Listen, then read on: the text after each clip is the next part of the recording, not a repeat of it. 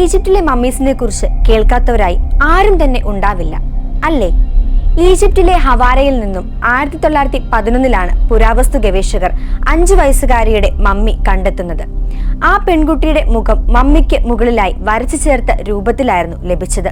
106 വർഷങ്ങൾക്ക് ശേഷം ഈ മമ്മിയെക്കുറിച്ച് നിർണായകമായ വിവരങ്ങൾ കണ്ടെത്തിയിരിക്കുകയാണ് ഗവേഷകർ.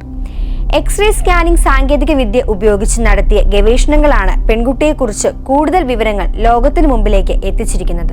മമ്മിയുമായി ബന്ധപ്പെട്ട നിരവധി ദുരൂഹതകളാണ് പുറത്തു വന്നിരിക്കുന്നത്. 1900 വർഷങ്ങൾക്ക് മുമ്പ് എങ്ങനെയാണ് ഈ മമ്മി സജ്ജമാക്കിയത്? ഇതിനായി എന്തൊക്കെ ഉപയോഗിച്ചു?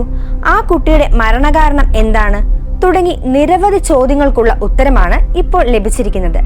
ഗ്യാരേറ്റ് എന്ന പേരിൽ അറിയപ്പെടുന്ന ഈ മമ്മിയെക്കുറിച്ച് നോർത്ത് വെസ്റ്റേൺ സർവകലാശാലയിലെ ഗവേഷകരാണ് നിർണായകമായ പഠനങ്ങൾ നടത്തിയത്. എക്സ്റേ സ്കാനിംഗ് സാങ്കേതിക വിദ്യ ഉപയോഗിച്ചായിരുന്നു പഠനങ്ങൾ. മനുഷ്യരുടെ മമ്മികളിൽ ആദ്യമായാണ് ഈ സാങ്കേതിക വിദ്യ ഉപയോഗിക്കുന്നത്. ചിത്രങ്ങൾ ആലേഖനം ചെയ്ത നിലയിൽ ലഭിച്ച 100 പോർട്രേറ്റ് മമ്മികളിൽ ഒന്നാണ് ഗ്യാരേറ്റ് മമ്മി. അടക്കം ചെയ്ത മമ്മികളുടെ മുഖഭാഗത്ത് ജീവൻ തുടിക്കുന്ന ചിത്രം വരച്ച് ചേർത്തിട്ടുള്ളവയാണ് ഇത്തരം മമ്മികൾ. 3 അടിയോളം മാത്രം നീളമുള്ള പെൺകുട്ടിയുടെ ശരീരം ലിനൻ തുണി കൊണ്ട് പൊതിഞ്ഞ നിലയിലാണ് ഉള്ളത്.